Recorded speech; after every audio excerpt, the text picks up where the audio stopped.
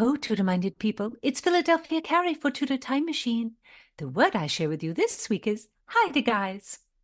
I shall tell you, when you are reunited with your love, nothing is finer than having a frolic. You chase your paramour chases you tumble together in a love jumble. Yet the setting of this chase must be correct. It cannot be through the shit-filled streets of London. No, ruining one's galooshes and one's gown while smelling the farts of a donkey's arse, that does not inflame the mood of love. A place of delightful ambiance is the correct choice. A palace with winding halls and secret doors.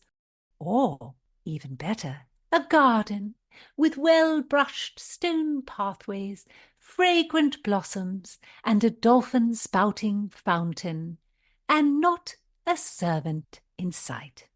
R.B. and I snuck into such a garden. We rushed about and giggled. I am as light as a fairy on my toes, and as I sprang past the spouting water, I splashed him with my winsome hand, and then, Heidegyes, I hid. Peeping out, I saw him pose and speak with his glorious voice the sweetest words. Oh, his voice, his stance! I could not help myself. I leapt from my place singing, "Ha, ha, ha, ha! He is so delightful!" Heidegyes. How now, Tudor Files? What think you? If you're new here, welcome to our channel. I'm Gage. I'm Jessica.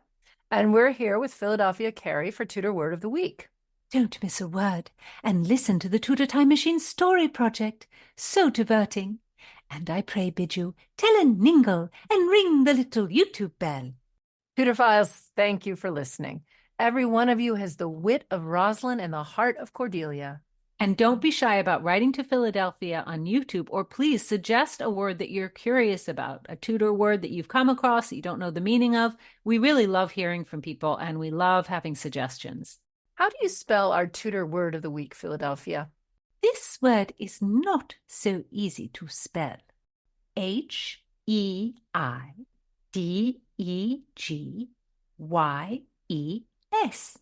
Heidegyes. And it means in hay. There are so many things that we do relish to do, Heidegyes. Can you not guess? I don't want to guess. Hay makes me itch. I don't think I want to do anything, Heidegyes. Hay makes me sneeze. I do not love hay.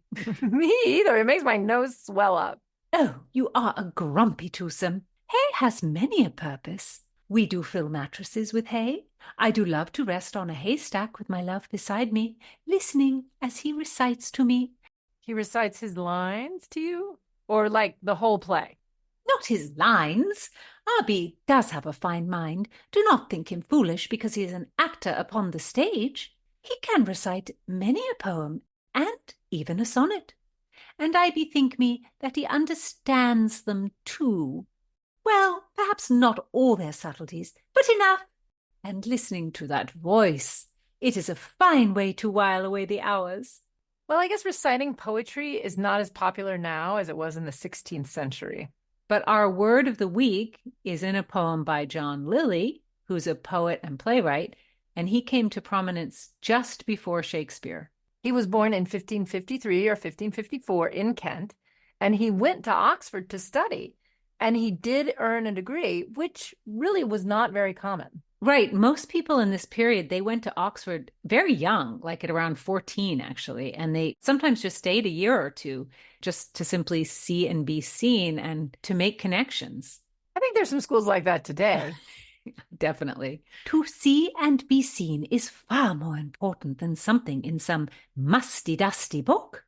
I would like to go to Oxford. It sounds marvelous. Well, women could not get a degree from Oxford until after 1920, so it's a few years before you'll be able to attend Philadelphia. Philadelphia will definitely need her time-traveling machine if she wants to go to Oxford.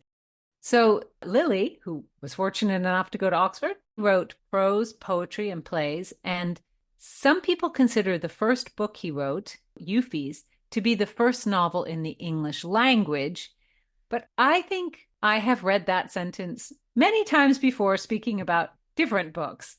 I think there are a lot of contenders for that title. The Tale of Genji. Wait, okay, that's not in English, but Moll Flanders, Robinson Crusoe. Maybe Tristan Shandy. I mean, we don't have to determine which was the first. We can let the academics fight it out.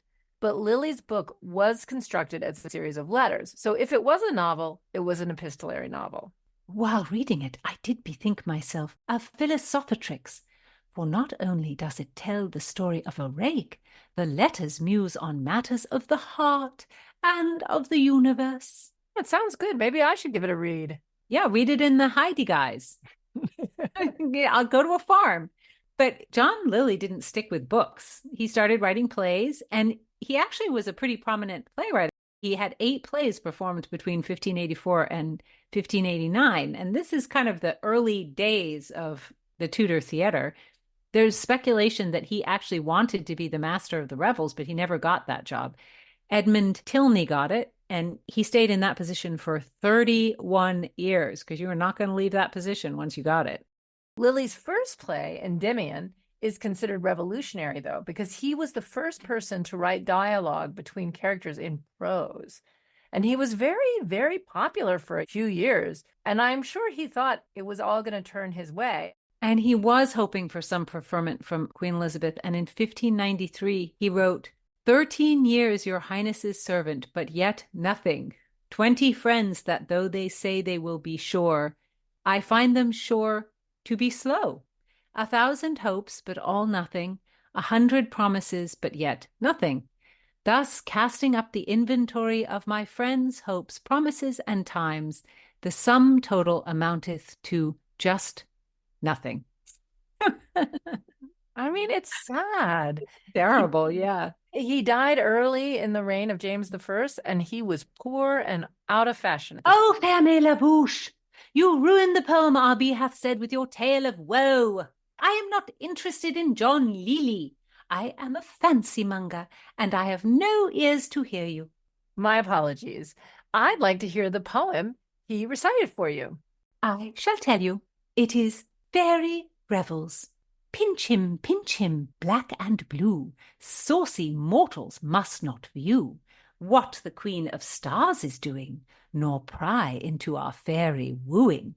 Pinch him blue and pinch him black. Let him not lack sharp nails to pinch him blue and red, till sleep has rocked his addle head. For the trespass he hath done, spots o'er his flesh shall run. Kiss Endymion, kiss his eyes, then to our midnight Heidegyes. It's so delightful. Would you not like to pinch a mortal spying on fairies until he is black and blue? It makes me laugh. And is it not satisfying to give a spying fellow a very hard pinch? I don't know. I think that's kind of a strange thing to say. I like the poem. It's fun. And it kind of reminds me of Midsummer Night's Dream and all those fairies getting up to pinching and leading people astray and everything. They're almost like what we think of as imps in a way. They're not beautiful and graceful. Anyway, Philadelphia, I guess you and RB would not like anyone spying on you. No, indeed. But if I caught a spy, I would pinch until they were black and blue. So give heed, Tudorphiles. Add some 16th century sauce to your vocabulary with Heidegyes. Listen in next time. Don't miss a word. Subscribe on YouTube and give me a like.